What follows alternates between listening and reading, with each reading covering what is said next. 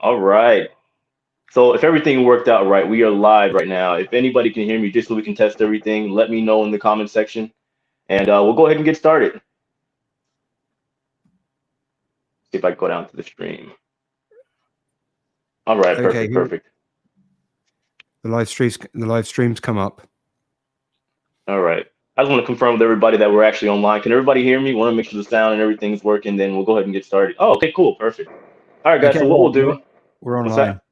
We're online? Oh, okay, perfect. Yep, Yeah, we're this on. is my first time using StreamYard, so I'm just trying to see how everything's going first before we get started. But of course, we are going to wait until a couple people get in, and then we'll go ahead and go from there. Yeah, so what's going on, everybody? So we're going to be doing a live stream today, as usual. I'm probably going to say it a couple times before I get started, but we do have a special guest, my good friend Rob Jones. He is a travel agent based in the United Kingdom. So we'll be Hello. doing the live stream, and we'll be doing Q&A, all that stuff. You guys can ask me questions, of course, but we want to put the main focus on Rob in the event that everybody has, any questions about future cruise credit, any cancellations that he can answer. And then we'll do the best of our ability to help you guys. So hopefully we have like just a somewhat entertaining live stream. This is the first guest that I've ever brought on the channel, so I'm excited. How about you, Rob? How you feel? Yeah, I'm good, man. I'm good. Just testing. Everybody can hear me all right?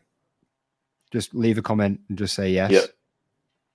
Yeah, don't worry, Scott. I'll mention that. Yeah, if you guys, for those of you that are on the Facebook group, or those that aren't, rather, Rob is one of our moderators. Does a great job. Been helping me out with my channel more than I could explain, more than I could put into words. We also have, of course, we got Scott and we got Diane. My moderators have been helping me out with the channel, and if it wasn't for them, it would not have grown to what it is. So I appreciate you guys. But like I said, maybe I don't know. We got what 33 in here so far. Yep. Okay, 38 watching. I'm making sure the count is correct, and then from there, I'm gonna give it just a couple more minutes, let some people come in, and then after that, we'll go ahead and get started with the live stream. Okay, perfect. That works. All right. Well, while we're here, where's everybody coming in from today? I know usually when I get in here, you'll see people from all over the place. We've got a few people I recognize. Yeah. So you're good to go, better than when you were with Emma. Yeah, that was a hectic day. That was a hectic day. I got in there a little late. And then also we had problems. We had problems with the sound too when I got there. I don't know what was going on. I'm using the same stuff I was using as last time, same equipment. See, we got Arizona, Northern Ireland. Wow. Okay, Asheville, Chicago. Hey, it's my hometown. That's where I'm from. You guys don't know. So Tampa, Michigan, Orlando, Tampa. Florida. Coming in from Melbourne, Australia. Good Lord, Wow. it must be a bit early over there. Wow. Okay, nice. Hey, guys. What was that? Do you think cruising will come back in June? We'll talk about that in the live stream. As most of you guys know, there's so much going on with the industry right now. A lot of questions to be asked.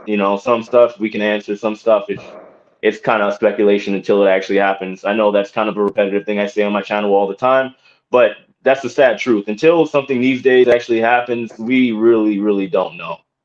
Some stuff we'll find out maybe a couple of days prior, and some stuff we'll find out at the very moment. And we can only do so much. Thanks, Darren. I'm from the UK, mate. So nice. Costa Rica. Nice. Yeah. So we're gonna go ahead and get started here. I appreciate everybody that's in the live stream. Like I said, this is my first time doing a live stream where I actually have a guest speaker, which I'm really excited for. It's also my first time using this app, StreamYard. So I'm just hoping everything goes according to plan the whole time. I've done a couple. I've been a guest on some other channels as well. I've been with Emma Cruises, which I know most of you guys know. That was interesting. We had a good time, but just getting started, we had some technical difficulties. And we did traveling with Bruce. That was fun. We talked for a long time. But yeah, guys, so the idea for today's live stream, like I said, guys, we'll be taking questions. We'll be doing Q&A. Rob is a travel agent based in the United Kingdom. Now, I know for a lot of people, you might potentially have some questions that may not pertain to the United Kingdom. However, of course, when it comes to being a travel agent, most of the stuff, at least from my understanding, I don't know, Rob, is somewhat similar. Yeah, I mean, basically the thing is that, most cruise lines have got a very similar way of doing things when it comes to the future cruise certificates. So, generally speaking, kind of across the board, it varies a little bit. But basically, it's a case of 90% of the time, if the cruise line has cancelled your cruise, it means you're going to end up getting 125% of your cruise fare. Okay. Now, the bit that most people won't tell you is that 125% is actually part of the cruise fare itself. It does not include port taxes and fees. I know that's true of Royal Caribbean, Celebrity, Princess. Let's say if I know maybe with Interestingly, Princess. MSC, you actually get it can also depend on how much you've paid as well. So gotcha. I was gonna say if it's with Princess, could it potentially be across the board with the entire Carnival Corporation, or is it different just based off of them being separate companies, even if they're under the same umbrella? no, it's really different every company. Okay. So I mean, for sake of argument, so with like Royal Caribbean, for example, you have your basic cruise fare. Okay. And then underneath, you'll have your port taxes and fees and also your gratuity. Now, with that, it means that the future cruise certificate itself will actually be taken from just the basic cruise fare. However, companies like MSC, they don't actually have like a separate port tax and fee that they build into their cruise fare. It's just one figure. So you're going to end up getting 125% of your total amount. Also, the other interesting thing is that it's not necessarily based on the whole cruise fare. It depends on how much you've paid. So for sake of an argument, say I had a Royal Caribbean cruise, I don't know, in March. And to this point, I'd only paid a deposit of £300. You would only get 125% of your deposit back. You wouldn't actually get 125% of the total cruise fare. That is also true of Royal Caribbean, Celebrity. MSC, again, interestingly, they give you 125% of the total cruise, no matter how much you've paid. Do you know why that is? I think I don't actually, but it's a case of, I think a lot of cruise lines at the moment are trying to have their customer retention. So from that point of view, it's basically a case of they're really working towards that. They want their clients to use future cruise certificates. They want people to be booking into the future. I mean, you look how far in advance they've already released their sailings. I mean, 2022's out, 2023's out.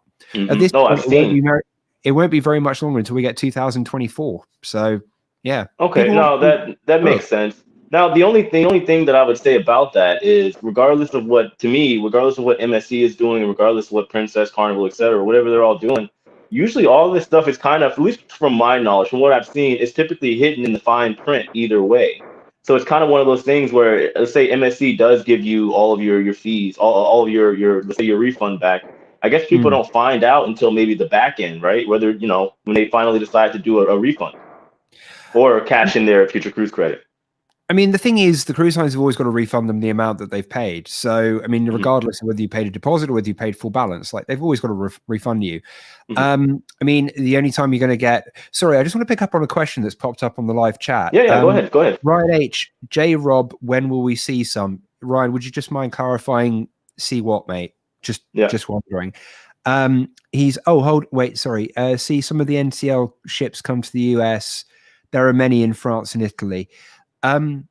Basically, at the moment, it's a case of, I think cruising is going to launch in Europe first. Yeah.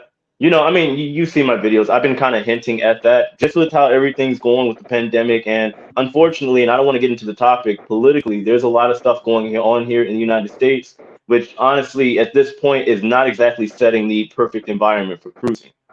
No. we already had the pandemic, the virus that we're dealing with, and we have everything else going on, and it really is a pain right now. So personally, I could see cruising happening a little bit more in Europe, especially since you got MSC, for example, AIDA, Costa. They've already been pretty successful over there to begin with. So I would imagine that the cruise lines, in order to start back up and at least try to create some revenue, they're probably going to just go ahead and stay over in that area and try to capitalize while they can before even thinking about expanding to the U.S. market. Especially because we still have the CDC issue. Okay, hold on. Alexis, the problem I've seen with taking 125%, I didn't know all the cruise prices were going to cost so much more. That's an interesting one. That's the issue. Like, when are you looking? Because actually, if you look at the moment, 2022 and actually 2023, to be honest with you, at the moment is looking very, very reasonable. It also depends on which cruise line. Which cruise line have you got your 125% future cruise credit with? I know, so I haven't looked at too many. By the way, just before we get into it, if you guys are in the house, I can't see how many likes we have, but if you guys are here and you haven't already, please hit that thumbs up. I'd You've appreciate got that. 105 Well, I watts can and see how many three people are low. in here, but since I'm not doing the live via YouTube, like directly through Yeah. YouTube, I can't see the light Oh, counter. okay. No worries. Uh, Well, we're on 34.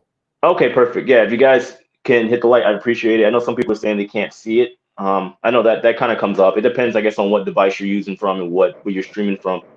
But either way, if you can. But when it comes to the whole idea and the idea of cashing in your future cruise credit, I've Okay. seen a lot of people in the comment section, and I brought it up too. There's the big worry Yeah. of people saying that prices could potentially go up, and this would eventually end up rendering your future cruise credit not useless, but not having the same buying power that it did. I think that's a big concern for a lot of people. I tend to agree. Sorry, there's a comment I've seen. Yeah, yeah, go ahead. If you see a comment, go ahead, jump on it. Letitia Fry, customers are extremely upset that purchase Carnival gift cards and cannot get a refund.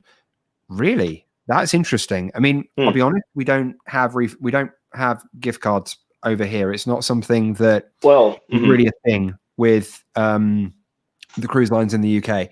Very American thing, but honestly, I'm not surprised. I mean, in the event of gift cards, that's really bad. honestly, yeah, well, gift cards, honestly, they kind of suck to begin with. Even if you buy, let's say, for example, most gift cards, they aren't redeemable, no matter where you purchase them or anything like that. Typically, once they're purchased, they aren't redeemable back for physical cash, or they're not available to get refunded back into your bank. That's how it is in most cases. Even right now, if you look at the holiday season with Amazon, they took most of the purchases that are returned, and they turned it, most of them, if not all of them, back into gift points or whatever it is that it is on the actual Yeah. website for your account. They didn't give you the cash. They didn't credit the cash back to your account. And you're going to see the same thing, whether it be Amazon or a cruise line, especially right now, because the truth Mm. is they're going to hold on to the cash. You know what I Oh mean? And if yeah. somebody buys a gift card, they're going to say, look, uh, unless I guess the only exception would be is that it happens to expire, for example. I mean, I don't know, but maybe it expires before the cruise line start back up. Maybe that could be something that could be talked about between the cruise line and the gift card holder or the purchaser of the Mm. gift card holder. I could see something like that maybe in the long run. But if somebody purchased the gift card, 9 times out of 10 with any company, not even just cruising, you can't go back and redeem it. You can't use the card to go turn it into physical cash unless you happen to find somebody that's willing to part with it and give you cash. You know what I mean? Yeah. No, fair enough. Um, yeah, sorry, I'm just reading through some comments. Hmm. Elizabeth Colden, MSC is not cancelling. I have a cruise March 3rd. Yeah, no, they have. They've ceased operation until the end of March. So I would suggest you have a chat with your travel agent or have a chat with MSC. If you've not been notified about that by now. Yeah, no, I would contact whoever you book with. Sorry, Jim. I'm really glad we have managed to contain our numbers. Okay, no, that's relatively political, so we're still going to skip over that one. Gift cards are a terrible way to go. Sorry. Well, I mean, so touching on this one, Right. I mean, without getting too political, what he said, I'm from the UK, and I'm really glad I've managed that they've managed to contain our numbers and not the spread of the new variant in the rest of Europe. Yeah, and honestly, and again, not to get political, but to be honest, that's kind of one of those things that are happening right now. There is no telling on what can happen a week from now, 2 weeks now, and not to be pessimistic, but we all know this virus situation has been literally just wishy-washy, up and down, confusing. So things may be good right now, but I think unless we see some type of, long term, let's say, hold or control of the virus, we're still going to see a shutdown of cruising, whether it be here or even the UK. I mean, my personal opinion is that, well, I mean, being a fellow Brit, honestly, I feel like our government has been reactionary, not proactive. So we're reacting to everything that's happening. I mean, Yeah, yes, the new strain is out there. Yes, yeah. they put us back into lockdown. I mean, it's for the best, but at the end of the day, we're going to be stuck in lockdown till March. So, Yeah, well, the yeah. truth is, though, too, unfortunately, I mean, we all saw at the beginning of this pandemic, maybe it just was because this virus was new, but being proactive wasn't exactly effective, at the beginning and, mid through 2020. Trying to be proactive just ended up costing inevitably more money. And especially if you're talking in regards to the cruise lines, it ended up costing them millions of dollars trying to be proactive. So right now, you Mm. see a lot of companies, a lot of establishments and organizations all over the world right now they are more on the reactive side unless it comes to the vaccine. And again, not trying to get political or anything like that, but that is going to be a factor. But the rollout on that, as everybody knows, or if you don't, it's been it's not exactly going as quickly as it would have been hoped in governments all over the world, especially in the United Kingdom and especially in the United States. That rollout is going to take a while. Yeah, no, it will. I mean, we're up to 2.5 million doses, I think, which was on the Yeah, news tonight. So, yeah, which honestly is not a um, lot. And you take that and compare it to America, yeah, it's nothing. It really isn't. Real quick, I want to answer a question real quick. Let's yeah, go see. for it, dude. Yeah, it says, oh no, not that one. We'll get to that one in a minute. The one above it. Can cruise ship performers work in? Can cruise ship performers from the UK work on EU ships, or can American and Canadian performers work on EU ships? Yes, they can.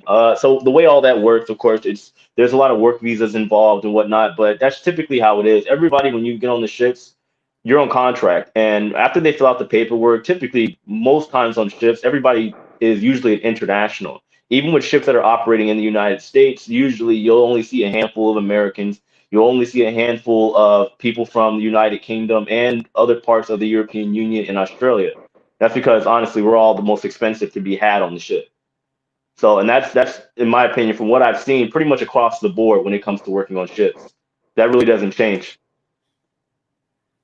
No, So I true. don't know, that's from what I've seen. Usually, like the way it works, I wouldn't even call it the higher positions, but typically, let's say an American or somebody from the United Kingdom or somebody from Australia, they're usually a performer, or they're one of the people in management with customer service. One of those, I guess you would say, a stage position, or at least a position where you're out in the public talking to people and you're actually involved with the guests face to face. Mm. No, definitely. I mean, I'm going to leave you to talk about the crew stuff just because you're more au fait with it than me. But no, I mean, generally speaking, you'll find crew of all nationalities. Hmm. Sorry, I'm just scrolling back up because there are quite a few good questions. Yeah, there's a lot. Oh yeah, no, I know. Yeah. We lost 2 celebrity cruises for price leap from March to December with the FCC. David, was that?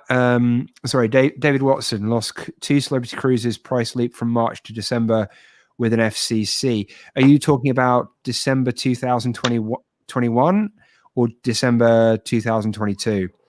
I know that prices for the back end of this year are slowly creeping up, and we think that that is mainly due to the fact that the cruise lines are looking to actually have launched and are beginning to kind of capitalize on peak Caribbean season, peak Asia season, and Yeah. also peak kind of Dubai seasons that time of year. So yeah, you're going to end up with a bit more of a price hike that back end of the year. It's And I because think, sorry, continue. Europe's cold and everywhere else is hot, basically. I think one thing that was a big topic for a while, especially earlier in 2020, people were asking if the prices were going to go up, and I think the big debacle, at least from my perspective, was whether the prices were going to go up immediately or whether they Mm. were going to go up sometime after, let's say, cruising operations actually resume. And I think that's actually good. It's a good question to be asked because cruise lines are definitely going to want to have to get, I guess you could say, the famous term, butts in seats, and they're not going to be able to do that if they jack up the prices immediately. But it looks like, I mean, from you would know better than I would, so maybe you could answer it. It looks like some of the prices from certain cruise lines are definitely going up when it comes to certain times of the year in certain markets. That's an interesting one, actually. I meant if American ships aren't cruising, can we still work in the EU? Thank you for answering my question. I mean, Jay, I'll let you deal with that one. But as far as I'm concerned, it doesn't really matter where a ship is cruising. It's What was that? Hold on, American. let me find the comment. Who said Oh, that? sorry, it's lovely Chris. Great name, by the way, Lovely dude. Chris. Oh, there he is. Let's Yeah. see. Sorry, I was thinking about something else. I meant if Sorry. American ships aren't cruising, can we travel and still work in the EU? That's actually a good question. I could Oh, say, sorry. If mm, American ships aren't cruising, can we travel and work in the EU? oh, Um, as far as yeah, traveling goes, at the moment, sorry guys, you guys are embargoed out the EU. Um, I mean, yeah, it's a multi. It's basically the European Union has said that, as far as I'm aware. I mean, obviously, tell me if I'm wrong. Currently, that it's very difficult for Americans to travel into the European Union hmm due to the it is. high COVID numbers in the US. Um, And as far as working in the EU, obviously that'll be Schengen visa, and it will obviously need to be sponsored. I mean, I'm not a Yeah. visa specialist. Like, yeah, I'm not a visa That's what I'm specialist. saying. So I mean, none of us are professionals when it comes, or at least super knowledgeable when it comes to that. The only thing I know about is people that have, let's say, for example, there's like tourism and like love couples pages that I follow on Facebook and groups and whatnot. They talk about this stuff all the time. Getting into the EU is almost impossible right now, except if there's loopholes here and there. Like I don't know if it's still there, but for example, people were trying to go to France, and their loophole was going to the United Kingdom and taking the Eurostar over to Paris, and they were able to get yeah, access in that way. But as far as getting there to work, I seriously doubt it. The UK is definitely frowning upon travel of any kind. But I would yeah. assume that maybe if it's, I guess, and I don't think that there's any way to really word it this way. I guess if you're an essential worker of some kind that needs to be in the UK, which I don't know what type of job would need somebody absolutely to fly to the United Kingdom for another country to work, unless they're in some type of government position or state or I a mean, local. You know what I mean? I think it's very broad, to be honest with you. I mean, as far as it goes, I think the problem is that the UK hasn't shut our borders. Like we've not had a hard Yeah, close. yeah, So yeah. You can go. Anybody can go there as long as what is it now? As of this week, you have to present a COVID test. That's all it is, yeah. right? So Yeah. legally, you need to make sure that you've had a clean COVID test and you can Hmm. get into the country. Otherwise, you get fined £500. Personal opinion: the government should have shut the borders in March and not let anyone in. That's literally my personal opinion. Hmm. But I feel like if we'd done that, then things might be a little bit more under control now. I mean, Anyway, honestly, when it comes completely to off, that, though, completely coming back to cruise as a yeah. topic. Sorry, I've just seen a good question. Do you think that from Anuvis Samuel? I'm sorry if I'm mispronouncing your name on this one. Do you think that P&O Iona will sail in 2021? Well, I really hope she does. Genuinely hope she does. Hmm. Brand new ship from P&O. Absolutely stunning. There is actually, if anybody's interested, P&O's YouTube channel. You can go on there and there's actually a virtual walkthrough you can do. And they've actually now got cameras and they've actually walked through the Iona. So you can actually do an actual real world walkthrough on P&O's YouTube channel. So yeah, I hope she does sail because honestly, she looks amazing. Okay. David Yeah. Watson. So. Sorry, coming back to David's question that I asked him. December 2020 had to pay more. Okay. So, David, have you looked to rebook into 2021 or 2022? Is my question to you. Just pop it into the comments, mate. From No, what yeah. you've So we'll seen, answer that in a minute. There was another one that I wanted to address. This one right here. Do you think yeah, that cruising will be in October or November of this year? I think yeah, that's the bigger question. I mean, honestly, I could see it. I think right mhm, now, the way things are looking, even with everything going on politically and whatnot, cruising could potentially be pushed back probably until right now. You got cruise lines that are canceled until May. Now, mhm. keep in mind that's when they're canceled up to. That's not their start date.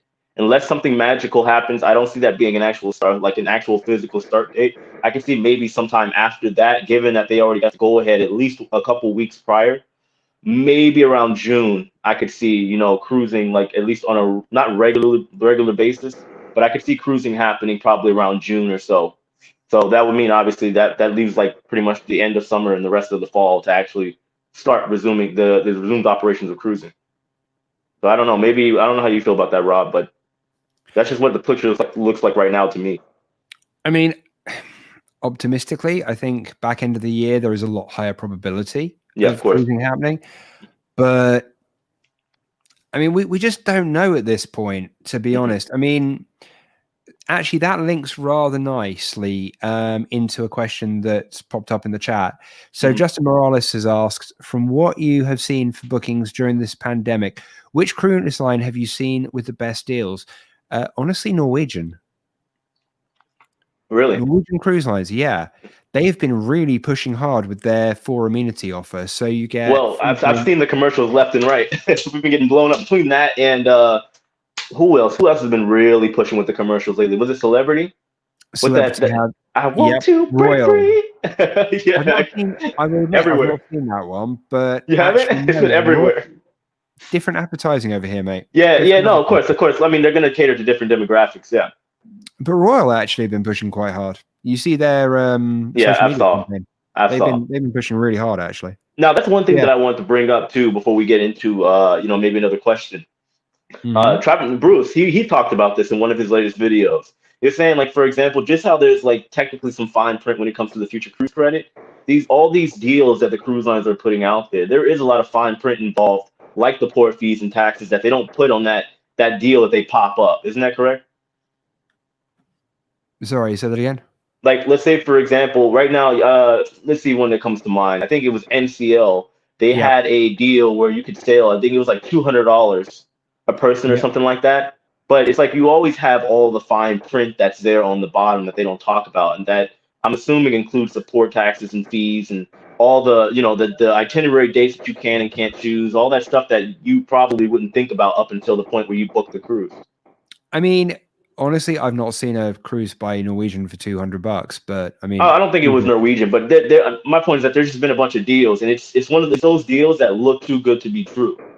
I mean, And my question is, mhm, to be fair, chances are it's probably going to be a cruise only. It's not going mhm, to include anything. It's going to be a flat rate. mhm, So it'll also be, I guess, dependent on time. I mean, that kind of price. I mean, you're probably looking at a shorter cruise, probably like mhm. 4 or 5 nights. Um, the thing is with that is that gratuities are never going to be included on board the ship. You're not going to get a drinks package. You're not going to Yeah, get anything particularly. It's going to be your bog standard inside cabin on a cruise, and it's going to be an inside cabin that isn't in a great location. yeah. So, I mean, yeah, there are some fantastic deals, but that's going to be like your lead-in base price. Yeah, And I mean that's what I assumed. I mean, of course, when they have these deals out, typically they're not talking about the balcony cabins, they're not talking about the suites, they're talking about the indoor standard rooms, standard cabins. hmm, But I know there's some people out there that may naturally assume that that's the price and it probably starts there, and maybe there's a little wiggle room to potentially, upgrade with a couple dollars to get a balcony, or maybe, some type of upgrade of other than a standard cabin. But I'm sure the price goes up much more, and that deal basically is not even usable at that point. well, yeah. I mean, the thing is, to be honest with you, it depends on what your kind of pain threshold is, really. I Hmm. mean, if you're not bothered about, because a lot of these are going to be on what's called a guarantee basis, which means that Hmm. basically you'll book a cabin. So say for example, it's a guaranteed inside cabin. It means you Hmm. can book an inside cabin, but the cruise line will allocate to you where that is. Now, there's pluses and minuses to this. The thing is that Hmm. you can book an inside cabin and you're saying to the cruise line, I don't care where in the ship I am, Yeah. which is good because the ship might go, well, we sold out of the lead category of inside cabin. We might give you an upgrade, a couple of grades. Hmm. And it means you can still get an inside cabin, but you might get one that's like deck 9 midship. So Okay. yeah, it's worth doing. I mean, Yeah. Yeah. P&O have got the saver price, which is designed exactly for that. It's for people who say, I want a cruise, I want this Hmm. kind of cabin, not really bothered where it is. But then you Okay. can't choose your dining time. You don't get shuttle buses in the ports of call. Yeah, I mean, it's personal choice. But for me, I mean, I've booked cabins that are on a guarantee and Hmm. ended up being bumped up a couple. I mean, hell, I booked a balcony cabin and ended up with a suite. I mean, Hmm. hey, I I think mean, winning on that like, one. so personally, I'm a pretty simple guy. As far as I'm concerned, I'm gonna be out of my room most of the time, anytime, other with the exception of maybe sleeping. I know there are a lot Yeah. of people out there like that really don't care, and I think that's gonna be the general mindset for a lot of people on board the ships, with the exception of some people that maybe have a little bit of extra money to spend. Most people, I think, at this point in time, want to just get back on the ship, and they're willing to jump on those deals, given that they can actually lock down a room. Hmm. Yeah. No, I don't disagree. I mean, I think to be honest with you, I'm pretty much the same. I'm very low maintenance as far as it Hmm. goes. Yeah, I mean, I'm happy. I mean, I will say this much: I don't like booking inside cabins purely from the point of view that I just like to know what time of day it is. Yep. So, outside or a balcony, I'm happy with. To be Okay. honest, Yeah. Yeah. you Definitely. get a damn good night's sleep in an inside cabin. To be honest with you, you really do. I mean, the fact that it's pitch black, it's just a bit of a It's nice. well, It's yeah, nice. you get a great night's sleep, but you Yeah. kind of wake up and you're a bit like, oh, What what time is it? day I is mean, it? as somebody that worked on the ship, I'm kind of Yeah, used to it. You know what I mean? Like for me, it yeah, was it true. was never it was never a big deal. Now, given the first thing that I would always do when I worked on the ship, I would literally like walk outside to what we had on the Escape Deck 8 just to go see. I mean, you could see what time it was, but it was always weird. There were times you'd wake up and it was technically, maybe like 9 a.m. or something like that, but you still had to go physically see it. Some people adjust to that pretty well. Some people it doesn't bother them. Some people it does. And I know for that reason, a lot of people are willing to, pay the extra penny and go the extra mile to get the balcony rooms. Yeah, no, true. I think, sorry, there's an interesting one that just popped up. So, Yep. bit off topic of what we're discussing, but Will McFeely, sorry if I pronounced your name wrong. We're currently booked on an Alaskan cruise with NCL in September. When booking excursions, should we look specifically at excursions from the cruise line instead of looking at any excursions available? It really depends on when you booked. If you booked under their 4-perk promotion, it means you'll get a $50 credit per port of call that you visit. And it means that you can then book your excursions through Norwegian. Otherwise, don't bother. There are companies out there that do excursions, which are basically exactly the same as the cruise lines, just cheaper. I mean, if you're in the UK, Cruising Excursions, great company.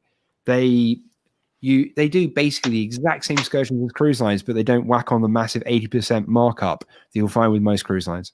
Yeah, I think that's something. That's something like, especially, we talked about this earlier today when we spoke. I'm somebody that is kind of not last minute, but I'm pretty organic when I move, especially when it comes to being on the ship.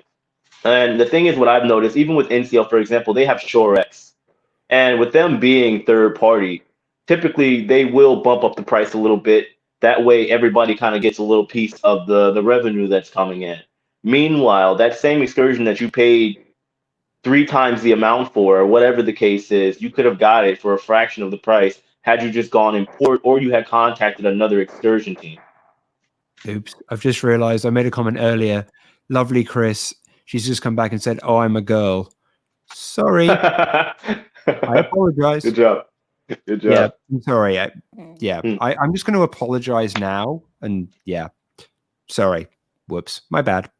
Yeah, but did you hear what I said about the excursions? Yeah, no, I did. Yep. I did.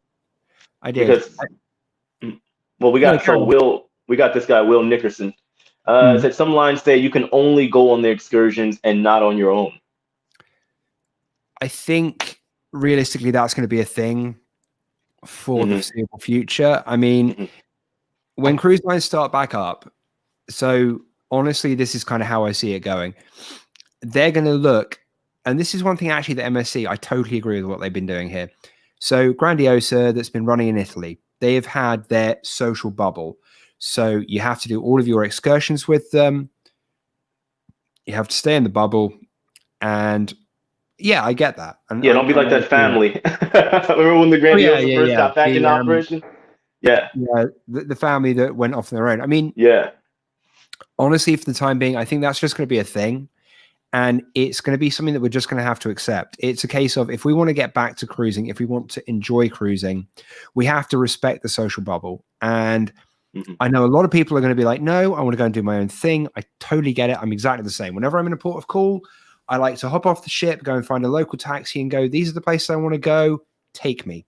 And I negotiate like a day rate. But yeah, I mean, just the time being, it's going to be a case of that's just going to be how it is. Until there is a point where there is enough vaccines out there or herd immunity is achieved, then the only way they're going to be able to cruise and cruise safely is to stick to this social bubble. I know a lot of people are not going to like me saying that.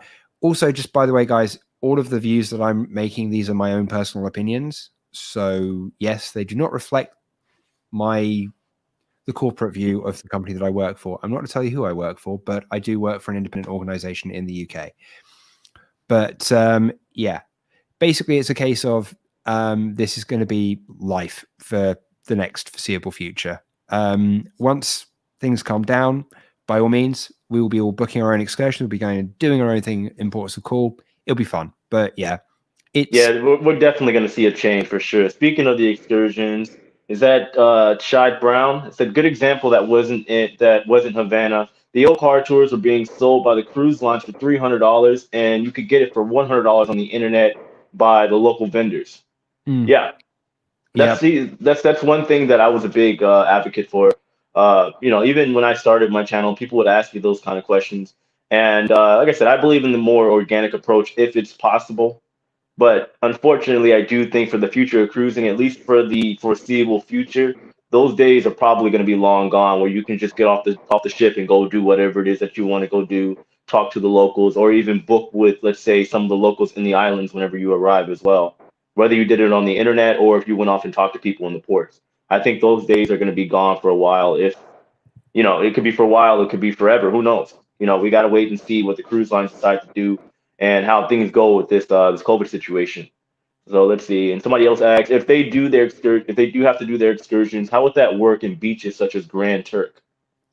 Jay, I'll let you field that one because I've never been to Grand Turk. So I over went to to you, Grand bud. Turk once, but I think what they're saying is, are you saying as far as just being able to go to the beach? I think that's going to be an issue. Like, let's say if you're talking about Bermuda, if somebody wants to go to Horseshoe Beach, the pink sand beach over there. Do you have to now maybe be charged as an excursion, or can you just actually go to these places? I think that's definitely going to be a topic that I may talk about in one of my videos. But I think in a nutshell, it unfortunately might be.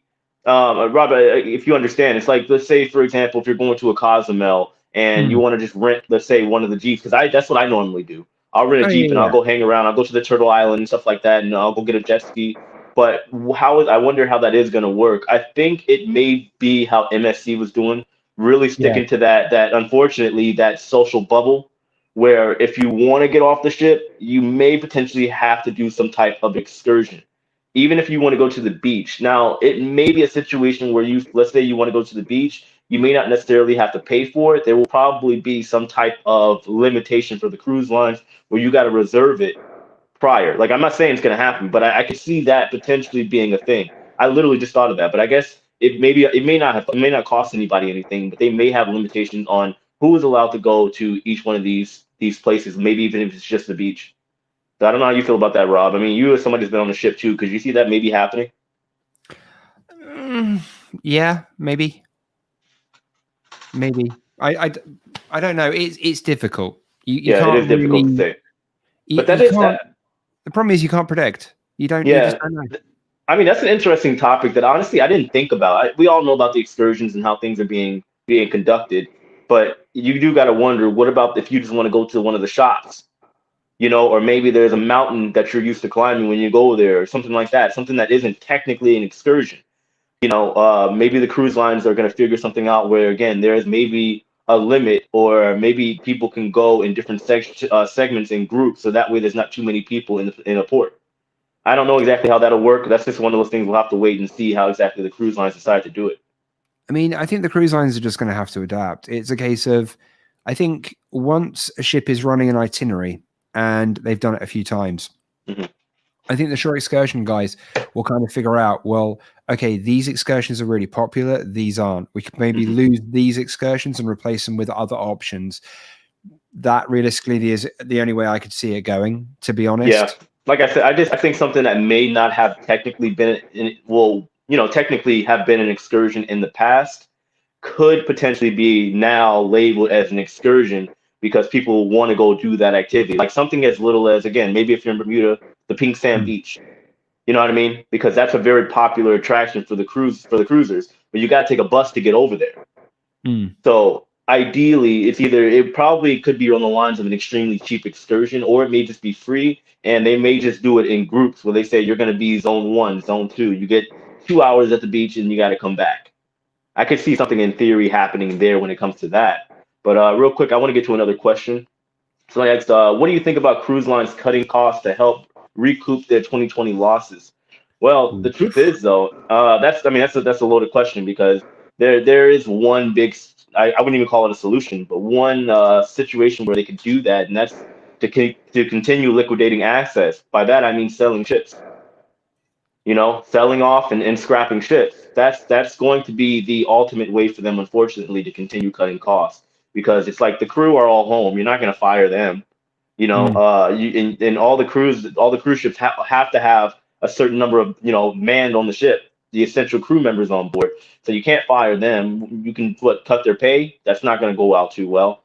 So that's really the only way to recoup costs and losses from 2020 at this point is to unfortunately liquidate the assets, and by that, that's the ships. Were you gonna say something, Rob? Yeah, I mean, I agree with what you're saying. Well, we saw even last year, it was a couple. What is that? The operating offices over here in the United States with Royal Caribbean. They got rid of, I think, both of them, and they switched over to somewhere in India, I believe. They had one. They had a communications office, I believe it was in Miami, and then the other one was over in, I forgot where it was. Somewhere a little bit more on the other side of the country. I forgot exactly what state it was. Some random country or random state. I want to say that it's Michigan for some Was it? reason. I don't remember where it was. It was like Michigan or Arkansas or something like that. No, Yeah, it was a no name state. I don't mean to say no name, but you guys get what I'm saying. One that's it wasn't like a California, it wasn't a Texas, it wasn't a New York, but it was a state that honestly a lot of people aren't. It's not that popular. It's not talked about. But that's another way that they cut costs. They were unfortunately shutting down some of their facilities and exporting the work somewhere else that where they can get a better rate and hire employees for cheaper. Well, I mean, Royal Caribbean did that years ago. They Yeah, well, outsourced. they did it last year too. They only had two offices, two of the phone operating offices left, and they expedited it or exported it out to, I think it was India last year, or Costa started the Rica. process to do it. Costa Rica. Was it Costa Rica? Costa Oh, okay. Rica. Well, I just know last year it was a talk of the town that they were shutting down.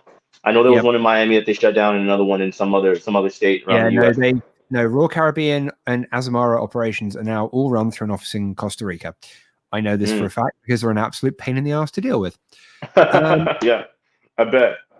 Well, no, I mean, honestly, it's a bit of a joke, really. It's like you've got a major cruise line like Royal Caribbean who've outsourced everything because it's cheaper. Yeah. But A lot of companies, even outside of cruising, has done that, unfortunately. No, but the thing is, though, it's like you've outsourced this, but then it's a case of you've outsourced this, but you've not actually trained the people who you've outsourced it to. Yeah. To the same degree that the guys that were doing it. Yeah. I mean, they relocated their London office out to Costa Rica, and now, as far as I'm aware, Royal have basically all of their operations out of Costa Rica, and it's like fair enough, like save money that way, but in the same way, it's like make sure your staff are well trained. I think the only problem with that, no, I don't blame you for the frustration, but that's the same reason. If you call, let's say, your phone company, if you call Amazon, actually, I think Amazon, you can actually talk to like an actual trained operator. But most of these companies, unfortunately, that you call, typically, and it's not to be racist or anything like that. I want to make that clear for everybody. Typically, when you call, you'll see the situation where it's outsourced to somebody in another country that potentially doesn't really know English that well, doesn't really know how to help you. And if they are trying to help you, it's like you got to jump through all these hoops and get transfers and whatnot. And it's annoying. It really is. But that's just kind of like the norm these days. Sorry, I've just seen a comment. Ryan H, 100 likes. Jay and Rob. I see that. On live actually, stream. Rob, you got to do the break. I actually don't have room right here, so you're the one that actually has to do the break dancing. Mate, okay. Two things with this. One, I can't break dance. Two, I can't break dance. Three, I can't break dance. Not happening. Sorry, guys, but no. I don't want to break myself. I got you. Look, we'll have to sit that one out. I appreciate the 100 likes, guys. If you are here in the chat right now, please give this video a like. I would greatly appreciate it. It does a great job with the YouTube algorithm and all that. What was that? Let me see. Guys, we're on 88. Shide Brown said they're all hiring professional staff. If you go to their websites, adding people in finance, IT, and management. So just so I can put it out there, like I said, this isn't for every cruise line or anything like that, and this isn't. The truth is, this isn't for every position. The problem is you're talking about maybe let's say customer service. That's the big issue that people have problems with literally anywhere. Yeah, the IT department and management, 9 times out of 10, they're going to hire people that are qualified, that are trained, that actually know what they're doing. But usually I'm talking about like on the base level. Yeah, that's where you have problems. Yeah, just to qualify this, by the way, I'm talking about sales staff and customer service staff. Yeah. I'm not talking about the high level. They're all very, very good at what they do. And actually, to be fair, the Royal support team and actually the support team of all of the cruise lines over here is very, very good. We have great account managers and we have great upper management of this over here. I'm just saying that their sales staff over there let them down a little bit. That's how it always is. Sales staff and customer service. Yeah. Yeah. Scott, I'm not singing. Sorry, I've just seen a comment. Another country like hoping Diane 100 like Rob sings the lion sleeps tonight. Justin dances. No, it's not happening. Many line agents are now home based. Yeah, no, that's true. I mean, I'm working from home. Exactly. No, so I mean, the agents obviously too, and a lot of the agents typically. I should probably clarify something here, by the way. I don't work for any of the cruise lines. I work for an independent agency. Exactly. And what that means is that the company I work for we're a third-party broker agent. So we work with every cruise line. So I'm not loyal to any of them. I don't have one particular thing with them. I will happily slate all of them if something comes up that I don't like about them. The point is that I've been doing, just to give you a little bit of background about me, as I say, I work for a third-party agent, and I've been actually working in the cruise industry specifically for about the last 12 years. I've worked for the agency I'm with at the moment. We're a new little startup in the UK. We've been around for about 3 years. Great little company. I was working for one of the very large companies who have now, well, they're not doing so great now. And honestly, not really sad to see that. That's fired. Not really very sad to see that. If you're from the UK, they've got something to do with Eskimos. But anyway, sorry. Oh, here. So while we're still on that, I want to get off the whole agent thing. I think we all get the idea. Yeah. Like typically, management cruise lines have their agents and whatnot, and but there's also third party, and usually the management is usually pretty good. This is an interesting one. Do you know if Americans and Canadians can cruise out of Italy without quarantine prior? I was going to get to that second. Let me get to the one above this with Lori, and then we'll just trickle down from there. Okay, yeah. So this one's a quick one. Any word on the volunteer cruises? Nothing. No dimes have been dropped on the volunteer cruises, and it's unfortunate because, like I say in my videos all the time, if we don't have the test sailings and the volunteer cruises, we don't have anything to go off for, at least as far as cruising operations in the United States. Every cruise line has been completely silent when it comes to that, and it sucks. But like I've been saying, I think we're supposed to hear, like maybe not supposed to, but we could hear something sometime this month. I would imagine. Because January was the talk of the town for the test sailings. I would hope the cruise line don't just go dark about that, because it wasn't exactly a quiet conversation. It was kind of getting hyped up to a certain degree by the cruise lines, and now we haven't heard a peep about it. I would hope that we hear something maybe sometime this week or going into next week about the test sailings, but who knows at this point. Right now, we're dealing with the rounds of cancellations, and then maybe it'll trickle down from there. So we'll see. But that's all on the test sailing, guys. No updates as of yet. I haven't heard anything from my friends either that work on cruise ships. They haven't said a word either. Everybody's kind of in the dark right now. Now, so on to your question that you were trying to highlight, Rob. Said, do we know if Americans and Canadians can cruise out of Italy without quarantine prior? Well, currently it's a case of, as far as I'm aware, a majority of cruise lines cruising out of the Med are opening it only up to Schengen countries. So I think that's going to rule out anybody from America or Canada. Yeah, there's no quarantine out cruising too. Yeah. So even if you were to quarantine, unfortunately, you still can't cruise over there. Yeah, as of right now. That's automatically that's a no-go, unfortunately. Oh, I've just seen another one. Brittany Anderson. I'm a travel agent. I work from home. Yep. I think we all are. And I mean, it's cool working from home, actually. I like it. But I do miss the office. I miss seeing my colleagues and miss seeing my friends, actually. Look, you got a comment here from, I hope I'm saying it right, Niche 2. By the way, I appreciate your email stuff that you sent and the continued support. So from my perspective, as a professional marine engineer who knows nothing about the travel agency, I find Rob Jones' perspective to be extremely interesting. Thank you. Nice. Thank you very much. I appreciate that one, mate. Much appreciated. Yeah, thanks.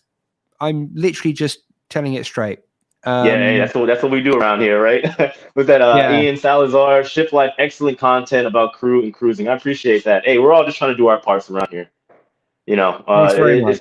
it's never about being negative. Most of you guys know that. It's all about just being straight up about what's going on with something that we really enjoy, and that's traveling cruising. So I appreciate you guys always for the support, and we're gonna keep pushing because of that reason. So let's see. Sorry, can I just sorry, I Yeah, just what's picked up? out something. Chide Brown, side note, is this Ibble Dibble game a thing in the UK? What on earth are you on about? What is Ibble it? Dibble What's game. in? I have no idea. I have no idea what you're on about, buddy. If you Dibble enlighten me as dibble. to what you're on about, I'll give you an answer to your question, mate. Yeah, yeah, Um, yeah. Just let us know what's up with that. Let's see. yeah. Will Nickerson. When it starts up, it'll be a limited number of ships. Yeah, this Oh is what yeah, they keep definitely. calling the infamous phased-in approach that the cruise lines keep talking about.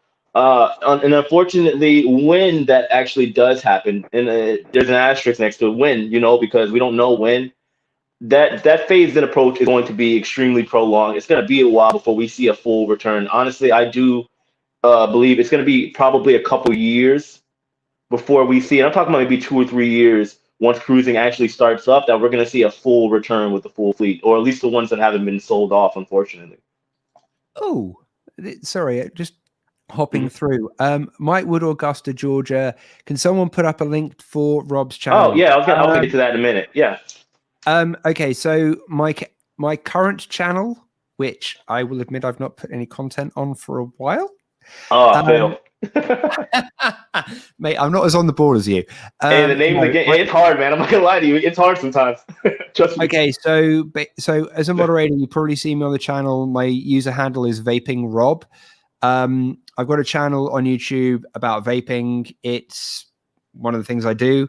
I am going to be starting. Justin, do you mind if I No, talk no, about no. Go that? ahead. Go Okay, ahead. cool. Yeah. I am going to be starting a new channel, and I'm in process at the moment of recording content. So I'm aiming to launch it in the next few weeks. The channel is going to be called Robin's Cruise Show.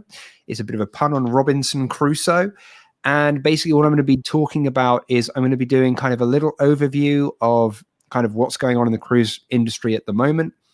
But predominantly what I'm going to be talking about is stuff like, how do you book your first cruise? How do you get the best deal? What are the cabins like? Is that upgrade really worth it? Cruise lines to suit every occasion. So what are you looking at? Say, if you're looking for that perfect cruise to Antarctica, what is the best cruise line to go and do it with? Are the expedition cruise lines worth spending the money on? That kind of thing. So Mm. it's So more of so like, it's so all in going a to be done pretty nutshell, much like a, he's trying to destroy my channel. oh no. No, I'm joking. No, no, guys, it's actually pretty cool because Rob, just like how I brought him here on the show, there's a lot of things that I don't have knowledge on, especially when it comes to, let's say, from a travel agent's perspective, as far as the cruise deals, and other than what we all see, that's all I know. So Rob has definitely a better understanding. So with everything that he's gonna be talking about on his channel, he'll be talking about the things that I'm not. Like I'm more of on the cruise critic end, and when cruising comes back, I would love to do more, maybe like personal like reviews and blogs. So obviously, and of course, and the more people that come into the cruise game here on YouTube is definitely the better. The more the merrier, because if we got people on here, that obviously is going to help the community grow, because this is definitely a relatively small niche. For those of you Hmm. that don't know, this is a sub niche of travel. So that's why, like, even my video I posted the other day congratulating Don from Don's Family Vacation for hitting 100,000 subscribers. Technically, that's our 1 million subscriber, in the grand scheme of things. It's because the larger channels on in this niche usually vary anywhere from like 30K to up to 100K. So it's like between Hmm. myself, Lalita Loca, Don, Bruce, we have, even though in the grand scheme of things on YouTube is relatively small, we have some of the biggest channels in the world on YouTube, which is it's cool, And somebody said the other day that I was trying to pat myself on the back in my comments when I mentioned congratulating Don. I don't mean to come off as too proud or anything like that. I appreciate the fact that I've been able to grow the channel for what it is, but I wouldn't have it without the people that are watching my channel. So the Yeah. fact that, let's say, Rob or whoever can come in and give support to, let's say, the cruising industry and give knowledge somewhere, I think obviously they should be proud of themselves. They should be grateful of the people that come in and actually keep it going. Hmm. You know, I because mean, imagine if we weren't commentating on what's going on in the industry, where would cruising even be right now? no, you're not wrong, mate. You And I know. think the thing is, like, what's interesting is that you look at some of the other cruise channels and they're Hmm. all really good. I mean, they're really super informative and it's amazing. And I love the fact that there is so much about cruising out there. But Hmm. I feel like there is not really anyone talking about it more from like an industry, like a travel agent point of view. Yeah. And I Well, feel that's how like, it was. That was my approach too. There was nobody talking about it from a crew perspective when I got into it. You know what I mean? I was literally one of the few yeah, people in the world that was talking about it. But I felt like there was a need, and apparently there really was, because honestly, my videos back then too, there was a lot of views when I was talking about like living and working on the ship when I was there. It just showed me that there was definitely a need for it, and I think even especially when it comes to travel agents, there are definitely people that really want to know the ins and outs and have the FAQs done as far as booking a cruise, because they want to know how to save money. They want to know yeah, how they're going to get the most out of their cruise, because some people, just like if you're going to Disney or taking a family vacation, some of these people mm, are typically, and the facts will show it, these people are doing one of these things, a cruise, for example, maybe one time out of every couple years. So they want to make sure their experience is great. And if they have somebody to relate to, then it's definitely going to give them an overall better experience. To Don the travel agent. Yeah, I know Don the travel agent, but that's he's just saying that yeah. we need more people that are travel agents, for example, that can give people a little bit more insight while they're booking their cruise, so they don't feel just kind of, cheated out of something that they probably could have saved money on or could have given them a better experience. I mean, also the other thing is that, I mean, I'm in like my mid 30s. Hmm. And the thing is that a lot of people kind of look at me like with the big beard, the tattoos, everything. And they're just like, you don't strike us as someone who cruises. And it's Hmm. kind of like that's part of it as well. It's like I want to give like the young person perspective on cruising and like how cruising is cool and cruising is fun. Yeah, Also, yeah. just coming back just quickly, real quick to a Mhm. question that has popped up. Yeah, we're gonna get to a couple. Because yeah, we only got like I'm gonna we'll maybe say it if you want to go maybe an extra 10 minutes so we can get to the questions. Oh yeah, I was mate, gonna kind of work my I'm in way no rush. down. I'm in no If, rush. if you had one, we can highlight it and whatnot, and then we can kind of Well, go from yeah, there. there was just one. Rob, Yeah, what's up? will river cruising open up in the UK? Hmm. Um, that's a really interesting question, actually, because you see that there are loads of river cruise lines out there doing the Seine, the Danube. Oh God, I'm trying to think of rivers. Sorry, mind blank. Anyway, um, there are loads of different river cruises, but actually there are quite a lot of nice rivers in the UK. I mean, the Thames cruising up that, quite nice. And also there are other places. I mean, it'd be interesting if someone actually did like a long river cruise in the UK. I mean, just as like a one-off. You can actually, there are a few speciality river cruises in the UK, interestingly. There was one they did last year, which was on a converted barge. So one of the really big industrial barges where they'd actually gone through, modernized it, made it absolutely amazing. I just saw the video walk through and the pictures, but they were doing a Harry Potter themed cruise, Oh man, I'm there. I'm there. I'm uh, which I'm I a think was huge. really I'm cool. obsessed. I'm obsessed. But anyway, Ross, Yeah. I don't mean to cut you off, but No, no, I carry on, do. mate. We can give it. We can. I'm definitely down to stay in a little bit longer if you are. Oh yeah, definitely. But I wanted to just kind of, let's say, do like a little speed round, because I know there's a lot of questions coming in that I want to get Yeah, to. But first of all, let's say, regarding what we were talking about as far as building the community, Daryl Hicks. First of all, I appreciate you, brother. This guy sends me emails about stuff that I had, like, at times I didn't know about. He's definitely a huge supporter of the channel. So Daryl Hicks, I appreciate you. He's a drummer for I forgot which cruise line you told me, Daryl. But I said this is why you inspired me to start recording once I get on board. But this is my point, there's definitely a demand to see the taboo world on the other side of cruising. And that was yeah, my whole idea. And it's like now to see other people get inspired. That way, some people just aren't, I guess, confused when they get on the ship. And I think that's a big thing. If you're going to leave for 6 months, 10 months, however long you're going to leave, you want to have a really good idea of what it's like. That's why I didn't shy away from topics when I started my channel. I was like, you know what? I'm going to talk about, even the bad stuff that people, getting fired, the hookup culture, what's it like getting on the ship if you're married, all that stuff that I've seen and experienced myself. I think it'd be great for other content creators to get on the platform and talk about it, because, there's a big demand for it. yeah, Now, what was that? Like I said, I want to just kind of do speed round, work our way down. It's yeah, nice because everybody talks about something different to see on all the channels. Yeah, I agree. Everybody has their own perspectives. Everybody has yep, their strong points. I come from a experience where I was working on the ship. whereas Don's a travel agent. You got Bruce, who's a cruiser. Lalita Loca, Bruce Lalita Loca's Tony, he's a cruiser, but his wife is a travel agent. There's a lot of different perspectives, and it's really cool. And Bruce also knows the money side of things, which is cool too. I think that's it, though. It's about having a broad variety of opinions and points of view about cruising. And I mean, yeah, I mean, everybody. Okay, I mean, basically, what's going on in the news at the moment is all very similar, but how people do it, it is very, very different. And I think that's really, really cool. Mm-hmm. What's that? Sorry, I've just seen a comment from Scott. Carry on. Okay. Yeah, really enjoy getting Justin's perspective. Much appreciated. I appreciate you guys. I really do. Like, it still blows my mind sometimes to see like what this channel has become, especially considering where I started like 2 years ago. It's insane. It really is. Let's see. Do we have any more questions to think? Let's see. Supply channels, awesome. Appreciate you. I think that was it. Now, the only thing that I wanted to say, guys, we're gonna probably answer a couple more questions, take around for maybe a couple more minutes. But guys, is this whole me bringing a guest in? It's new. I appreciate Rob being my first ever guest on here on my channel. So yeah, Rob, thank you. I appreciate you, man. Seriously.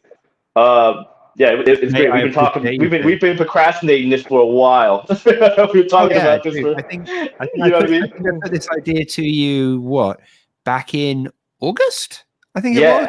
Yeah, it was just with everything going on and me figuring out the kinks. Honestly, I didn't know this was so simple. I really didn't. I should have just looked into it. It's amazing what you'll find out when you actually just kind of do your due diligence. But I want to know, guys, I want to know because I want to do more of these. If you guys want me to bring in a guest, somebody else, maybe somebody that's also in the cruise side of things, maybe a friend of mine that maybe lives here in Tampa that has worked on ships, let me know in the comment section. I can definitely do that because I have plenty of friends here in Tampa alone that have worked on cruise ships that'd be more than willing to come in here and talk to. So if you guys want me to do something like that, or maybe try to invite, Tony or anybody else, just let me know. I'll take a look at the comments and we can go from there. You're replacing me already. No, we can have you back. I mean, if everybody wants you back, and especially, I think it'd be a good time definitely to bring you back on when we have, let's say, cruising's actually getting ready to start back up too, because everyone is going to have a million questions. By the way, just to interject with that too, Scott, I appreciate that. Guys, if you haven't already, make sure you go check out our Facebook group. I do talk about, there's always topics going on in the Facebook group. I post the videos on there. That way you guys can stay updated. There's a lot more stuff that I have coming to the channel too. I do want to maybe start a Patreon, maybe get a little bit more support for the channel, maybe go on Spotify, just try to promote the channel a little bit more. And I'm looking also into potentially doing a blog as well for the channel. So we'll see. We're all on the slow and steady wins the race kind of idea. I think we are. Also, Nesh, I agree with you. Emma's channel, Emma's Cruising, brilliant channel, really cool. I gotta bring it back. I did the live stream on hers. We definitely got to reverse and bring her on. I was watching that. Honestly, I'll be honest. I'd love to meet her in person and have a chat because I have. I'm surprised you haven't. No, haven't. Surprised you haven't. No, I haven't. But I dare say she'd be bloody interesting to talk to and just a really cool chick to hang out with. So yeah. That'd be cool. Somebody said, look at this. You could start on Mondays with Rob. We could. I mean, honestly, I'm pretty organic when it comes to the live streams. I mean, I wouldn't mind having a guest every Monday. I think would be nice, even if it's just a repeat. You know what I mean? That way it's just not me by myself. Look at like Tony and Jenny. It's like they provide a real cool environment. What's that? Sorry, Jay. Kim Pascaretta. I'm really sorry if I got that wrong. Should we put dollars down on a future cruise or hold off until 2022? Well, that's the question. Okay, so I guess there's 2 points on that. Is when we're talking about future cruise certificates, we're talking about future cruise certificates from a cruise that was cancelled that you can then move forward to another cruise. However, a lot of cruise lines do have like Cruise Next, where you can put down money for a future cruise to be used some point in the future, which is just an open deposit. All cruise lines do have that. But my answer is, yeah, I would. I mean, I'll be honest, 2022, I think it'll be fine. I mean, for an example, the company that I'm working for, we are at the moment predominantly booking 2022 and 2023. We are seeing a massive uplift on this. The one other package that we're doing is actually November 2021, but that's more specific because it's to do with the Grand Prix. But yeah, I mean, in general, guys, like don't 2022, 2023, feel confident in booking. Like, we know that things are a bit rubbish at the moment, and we know that things are very much up in the air, but don't stop booking. Put your deposits down, look forward to it, because at the moment, if you support the industry, it'll keep going, which is what ultimately we all want. Yeah. So yeah, guys, don't feel bad about putting down a deposit. Yeah, I think I might make a video about that. Now, me personally, I'm not gonna lie to you. I am the biggest procrastinator. I will book a cruise the last possible second, like I do with my flights and everything else. But real quick, so Scott, just honestly, payment. bro. Okay, Give me 1 second. I was just gonna say, Scott, I yeah. will definitely be contacting Bruce. I think, especially now, it would be a good idea. I had been planning on it. We talked about it when we did our live stream, so he's probably gonna be somebody I want to try and bring in potentially next week. Him and I would just sit there and talk for forever. We talked like 2 hours straight last time. So yeah. What was that? What were you gonna say, Rob? Just picked up on a question. Cruise and Maritime went bust last year, went bust. Year and a half later, it's just dropped off my screen. Give me a sec. Year and a half later, no compensation. Or why is it it's up to me to prove to ABTA payment? Why didn't Cruise and Maritime do it? Okay, so with that one, when Cruise and Maritime went into administration, all of their bookings were handed over to ABTA to deal with. So ABTA took it over. It's not the first time. There is actually precedent for this. There was a very big travel agency about 5 years ago that went under, and ABTA took over their bookings temporarily, and then all of their bookings were handed back to the cruise lines to deal with. The thing is that with that, ABTA is just doing due diligence on that. I can understand it's frustrating, and I understand completely the fact it's been nearly a year since that happened. No, it's not. It's only been about 6 months. But the reason why they're doing this is just because ABTA need the paper trail. If you've booked directly with the cruise line, then if you send them your confirmation invoice, that will prove that you made the payment, and ABTA should get the payment action back to you quicker. If you book through a travel agent, then actually your travel agent should send you a copy of your payment details to them, which you can then use to fill in the form. You actually submit that directly off to ABTA. I know it's a pain. There's a lot of bureaucracy, but it is ABTA creating a paper trail and something. It's the way. Sounds like a lot of paperwork, a lot of details. I mean, if I'm being honest with you, looking at it, it looks a lot like a lot of BS bureaucracy, but hey, they've got to do things the way they do things. I'm not condoning it. I know clients want their money back, and I could totally understand that. I mean, if you had a cruise with Cruise Maritime and you paid the full balance and it was like what, 5-6 grand, and then suddenly you've got to jump through all these hoops to get the money back from ABTA. I mean, mate, I'd be annoyed. Yeah, so I'd be frustrated. It's like, it's something that I deal with quite regularly, is people who want refunds from cruise lines, or who have had cruises with Cruise Maritime who are still waiting for refunds from ABTA. I mean, it's a tricky situation as an agent, because you try and help them as best as you can, from the point of view of you give them as much information as you can, you keep them up to speed with kind of where things are at, but it's really difficult to gauge because you don't actually know how far along ABTA are, or you don't know where the cruise lines are in their refunds. I mean, they're kind of working data order forward. So yeah, it's difficult. Yeah. It's really difficult. This is definitely a time in history, not even just for cruising, but cruising, of course, but just in the world. I'm assuming that at some point the world's gonna straighten out. It's gonna be a long. We still got a long road for cruising. Cancel and get a good FCC. Is it best to put dollars on a cruise for 2021 to get it cancelled and get a good FCC? I mean, you're playing the system with that, but I mean, yeah, why not? Yeah. I mean, anyway, Rob, so we're so Rob, we're gonna go ahead and wrap it up. Okay. Honestly, I got a date at the gym, so okay. I gotta get back in shape, man. I've gotten so small. I've been just I've been real busy. I'm trying to get back on it. I'm not really big for the resolutions and all that, but I'm trying to just get back to my normal formula and be active again. So we're gonna go ahead and get ready to wrap it up. You got another question? Yeah, I'm just going to say it was I'm just going to blast through these quick ones. Yeah, go ahead. but they have all my information. Why do I have to give the info again and send it? Again, it's to create a paper trail. 2009 booked. Okay. How do I rate cruise lines like Fred Olsen Saga? And do I deal with Ada? No. Costa? Yes. MSC and Ponant? Yes. August Navigator? Probably. Small, we're bigger COVID. Yeah. Can the long bearded weird dude paint me like one of your French? Yeah. Can someone get me What? back? Just Cancer UK. Can the long bearded weird dude paint me like one of your French girls? No, please delete that comment. Got him. Right. Yeah. Anyway, yeah, Rob. So we're gonna go ahead and wrap it up. I appreciate Cool. everybody for tuning in, Rob. I appreciate you for doing the live stream. We finally did it, first one. Mate, it's been a pleasure. It's been an No, it, absolute it has pleasure. been. It's good. We had no technical issues. I'm gonna slowly start tinkering with StreamYard here. Probably get some cool, intro like Lalita Loca has for their live stream and whatnot. So we'll go from there. So Cool. I Well, appreciate everybody. Like I said, I do plan on doing more of these. Maybe I'll do like a weekly live stream with a guest, so that way it's not just so one dimensional with me just sitting here answering questions.